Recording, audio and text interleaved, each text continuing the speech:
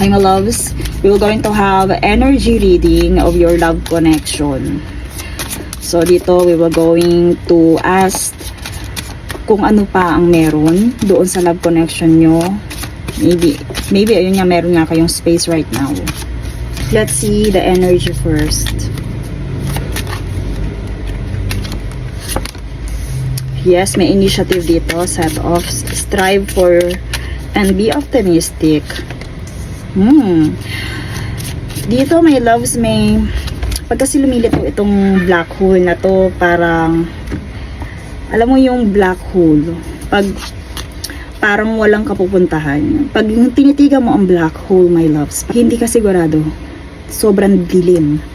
So dito my loves, I hear dyan sa space na meron kayo, hindi siya tatagal kung meron tong plano Kung almost wala kayong paramdam, nandun my loves yung possibility na talagang this connection is for separation na talaga. Kasi my loves, pwede yung person na to, wala na siyang initiative. Wala na siyang initiative dito sa connection na to. Pwede talaga they live na. Dalawa yung lumitaw dito my loves na likod. Pwede my loves tumalikod na itong person na to. Pwede tinalikuran na niya yung connection na meron kayo my loves right now. So this energy pwede habang ito nga nagre-read tayo is ito yung nasa isipan niya na parang ayaw na niyang mag-initiate, gusto na niyang tumalikod.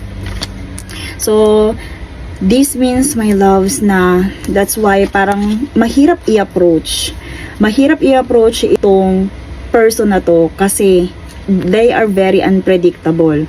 Kaya ako iniisip mong my loves na mag-initiate and i-surprise ito. Pwede my loves makipag-connect. Kung iniisip mo my loves na ikaw yung kailangan na mag-take action my loves, this is the sign na huwag ka mag-take action because this person is unpredictable.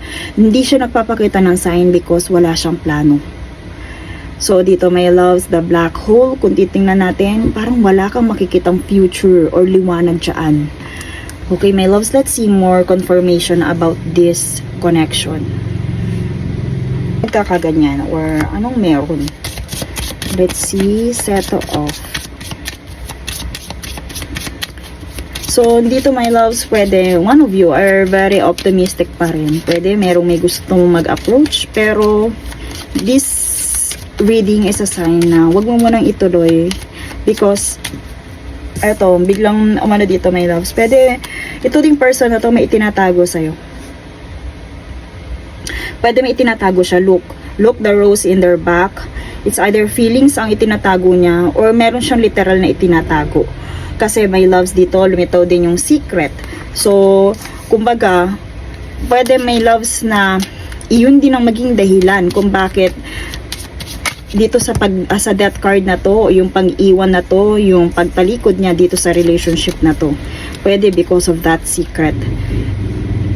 Ayan, double confirmation the death card my loves. So may death card dito my loves, pwede talaga na merong isa sa inyo ang talagang nasaktan and my loves kung ikaw man to, dahil meron ditong forgiveness, I hear na parang willing ka mag-forgive, willing ka mag-initiate, mag-take ng action, pero because of this black hole my loves, I hear na walang pag-asa kahit na ikaw ang magparamdam or magbigay agad ng forgiveness. I hear na parang they are very unpredictable na parang hindi magkokos ng magandang resulta kung ano man yung sabihin natin love na ipaparamdam mo dito. I also hear na this person is very guarded. Parang hindi lahat ay pinapakita niya. Meron talaga tong tinatago my loves because of this heart. Look at yung heart niya, yun my loves. Pwede itong black hole na to, pwede meron ditong involved na parang about sa feelings yung tinatago nito. Ayan, okay. Lumitaw dito. Because of this weakness, pwede may loves na yun nga yung mag-lead ng separation. Okay, so dito my loves, pwede din na tinatago nito sakit. Na parang ayaw niya ipakita because ayaw niya sabihang kinakarma siya. Okay, so mayroon ditong worry. At pwedeng mag-lead nga, yun din yung dahilan kung bakit gusto niya ng separation. So dito my loves, kahit i-offer mo yung forgiveness sa person na to, they are dito like this black hole, parang wala kang makikita na projection. Okay, so kahit willing ka na mag-forgive, parang they are still guarded. Igina-guard niya yung nararamdaman niya. Pwede my loves na, pwede din sakit my loves. Sakit to. Kung hindi man to third party, pwedeng sakit yung tinatago niya my loves. Dahil nandito, lumataw dito yung weakness and worry. Pwede din may loves na like this rodent. Dito kasi may loves para siyang rat or mouse. Pwede may loves na may ginawa din to sa'yo na trickery. Hindi man to third party. Like for example, yung parang inuutakan ka niya. Pwedeng ganun eh. Pwede din may loves na mayroon siya mga resources na kinukuha sa'yo. And pwede yun may loves yung nag-cause sa kanya ng pride niya na ayaw na niya sa connection na to para, alam mo yun, yung andun yung insecurity niya. Parang nag-lead sa kanya ng pag-iwan sa relationship na to.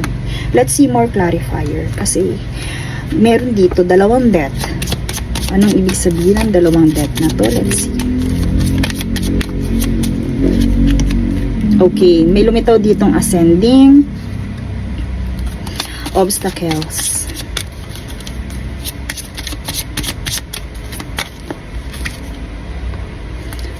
Ayan, meron dito my loves, very sabihin natin. Tatlo na my loves dito yung secret. Not today. Yes. Confirmation, hindi pa talaga siya babalik.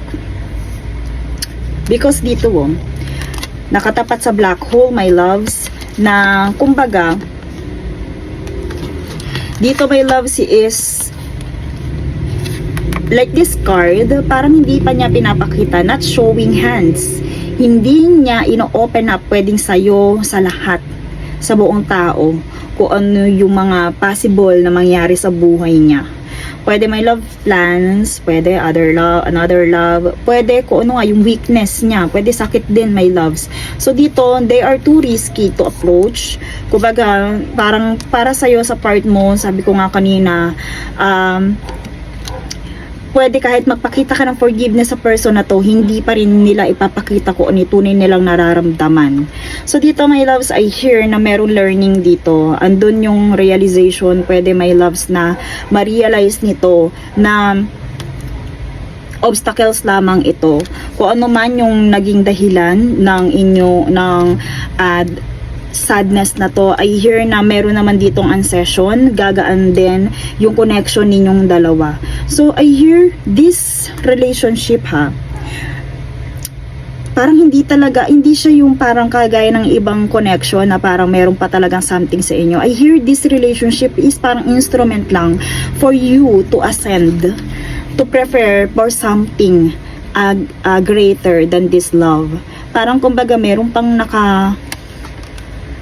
meant for you because of this, preparing for union. Pwede may loves na parang learning or lesson lamang itong person na to. Right now talaga may loves, itong person din, pwede ikaw din, sa person na to, pwedeng learning ka sa kanya. And right now talaga, parang paninindigan talaga yun niya, na hindi pa talaga sila ready.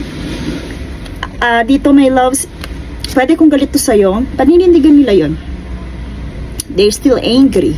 Not today. So, my loves, kagaya nga na sinabi ko, if you are planning to approach this person, na kahit ikaw na yung mag-approach ng forgiveness sa person na to, hindi. They are very guarded. And dito sa card na to, na not today, parang iniiwasan pa rin nila talaga. They are avoiding conversation.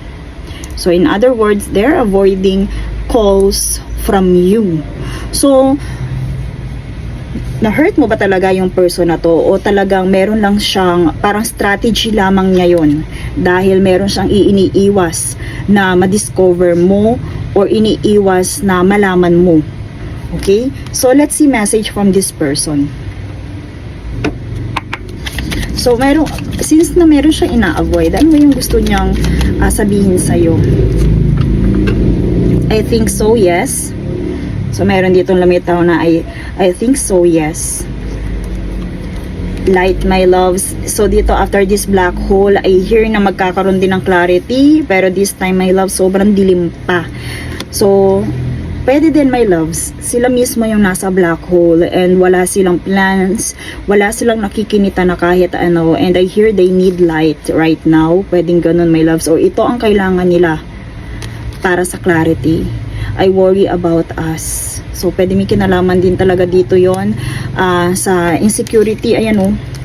Ano kaya to, my loves? Ano yung pinagwo-worry niya? Okay? So, pwede nga din, health yan. You are wrong.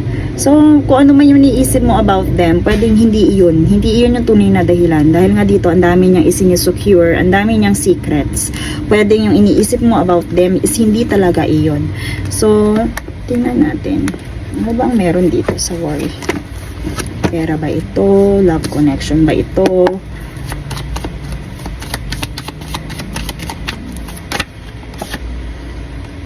Pwede may loves na stability. Stability being ay protection din, my loves. Tragedy. Pwede may loves ito. So, pwede my loves yung pinag-worry niya, merong kinalaman din at malaking problema. Pwede may loves na ito is parang sa kanya, pwede bankruptcy, pero dito loss eh. Pwede din talaga literal din na death of this, like this emperor, my loves. Pwedeng ganun. Pero kung hindi ito, pwede may loves na tragedy or sabihin nating may kinalaman sa kanyang stability.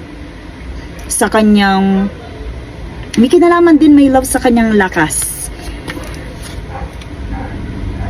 Okay, so pwede may loves nga, distraction sa family. Pwede may kinalaman, may loves, yung tong weakness na to, pwede may kinalaman dun sa impotency, paternity issues. Pwedeng ganon, my loves. Yung, alam mo yun, paternity issues, yung pagiging tatay, yung pagiging responsable, yung pagiging, sabihin nating, authorized na tao. Pwedeng ganun eh. So, lack of power siya right now. Kaya kung may anak kayo, pwede may loves na parang hindi niya alam kung paano niya i-raise itong family na to. And alam din niya, may loves, na ito yung nag-cause ng distraction sa inyong marriage or sa inyong relationship, my loves. So, pwede din may loves na ito is may kinalaman talaga sa my loves. Yung confusion kasi ito, nabanggit na natin paternity. Pwede may loves, yung confusion dito about din sa kanyang pagiging, masculinity. Kaya kung lalaki to, parang may kinalaman din sa kanyang masculinity, my loves.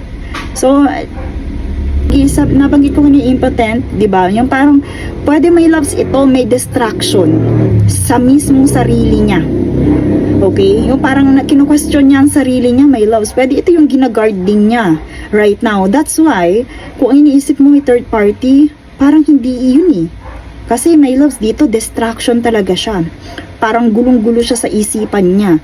And pwede yun yung dahilan. Like this emperor, my loves, na parang pati siya nagugulumihanan, naguguluhan, na alam niya, my loves, na parang may something wrong na nakaka-distract ng marriage ko or ng family life ko. Pwede ganun, my loves. Pwede ina-approach siya ng ganitong klase. Pwede tukso na may kinalaman sa kanya masculinity. Message naman from spirits. Yun yung kumbaga pinag-worry niya eh. They worry a lot. Dahil nandun din yung insecurity. Pwede nga yung hindi niya capable na mag-raise, maging father. Ooh, Give your relationship a chance. Work on your partnership. So my loves, ko ano man yung na-encounter na gulo, getting to know each other, meron pa talagang madidiscover. And once na umamin to my love sa'yo, spirits are telling you, nabigyan mo din naman siya ng chance. Pero right now, wag mo munang i-approach itong person na to because hindi pa siya ready. And marami ka madidiscover sa person na to. Hindi mo pa talaga siya ganun kakilala. Napakadami niyang isinisekreto, my loves, like this black hole. Yung mga secret na yon, hindi pa siya ready na ipaalam sa'yo. And kung ano man yung iniisip mo kung bakit nagkakaganon siya, you are wrong. Ibig sabihin, malayo sa iniisip mo. Okay, so message from spirits about this love connection. Like this one, my loves, but your soul and the memories you have shared with those you love. So dito, my loves, ang lalim ng person mo, dalawin mo, nabanggit ko kanina, pwedeng sakit, pwedeng may kinalaman sa masculinity, pero dito, my loves, I hear na your partner, itong partner mo, kahit gano'ng kasakit yung naranasan mo sa kanya, kung ano man yung mga rejection na ipinaranas niya sa'yo, my loves, cherish the memories you have with those you love, and cherish the memories you have with this person. I hear na parang kumbaga, kahit ano pa yung dinanas mo sa kanya, work on your partnership, give the relationship a chance. Kasi, pwede, my loves, dumating din ang time na ma-discover mo kung ano talaga yung itinatago niya to, at pwede, my loves, na hindi iyon sabihin natin, hindi niya ginusto, hindi niya masasabi natin, ito ay part ng insecurity, hindi niya to sinadya. Okay, and that's all for this reading. Thank you so much and see you in my next one.